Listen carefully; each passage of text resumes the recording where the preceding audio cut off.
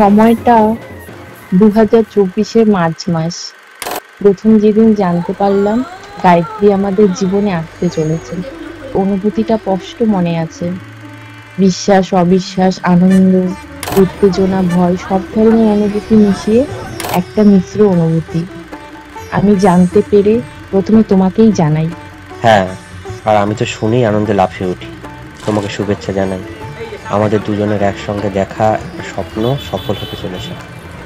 অনেক বাধা, বিপত্তি, প্রতীক্ষা পেরিয়ে আমরা অবশেষে পিতামাতা হওয়ার সুখ পেতে চলেছি।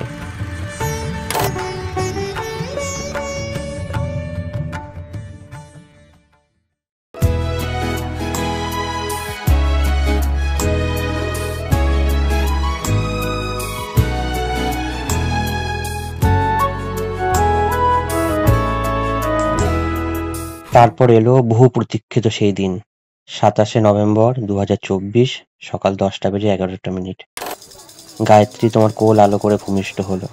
প্রথম ওকে দেখলাম, স্পর্শ করলাম, আর আমাদের জীবন আনন্দে সুখে ভরে গেল।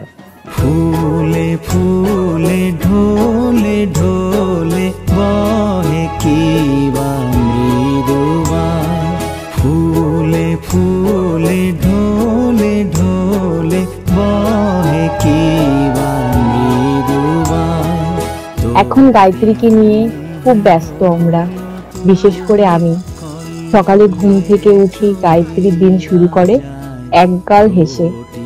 তারপর সারাদিন ওর খাওয়া, ঘুম, স্নান, অন্যান্য আরো কাজের মধ্য দিয়ে ঝড়ের বেগে দিন কেটে যায়। ফুলে ফুলে ঢোলে ঢোলে বহে খিবা মৃদুবান।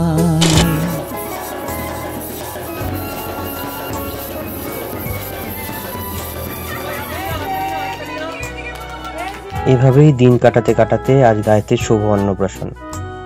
ওর বড় হওয়ার পথে একটা ধাপ এগিয়ে যাওয়া। মন্দিরের মহারাজ তারামায়ের ভোগ দিয়ে গায়ত্রীর অন্নপ্রাশন করে, আর তারপর গায়ত্রী ওর মামার কোলে বসে ভাত খায়। পিকো কি বা কুঞ্জে কুঞ্জে, পিকো কি বা কুঞ্জে কুঞ্জে, কুহু কুহু কুহু গায়। কি জানি কিসের লাগি প্রাণ করে হায় হায়। গায়ত্রী খুব হাসি খুশি মেয়ে, খুব একটা কান্না বা বিরক্তি ওর নেই। ও ঘুরতে খুব ভালোবাসে, ওর সঙ্গে কথা বললে ও খুব খুশি হয়। তবে সহচরি হাতে হাতে ধরি ধরি নাচিবি ঘিরি ঘিরি গাহিবি গান। তারা মায়ের কাছে প্রার্থনা করি আমাদের মেয়ে যেন মানুষের মতো মানুষ হয়, সৎ, পরোপকারী ও আদর্শবান হয়।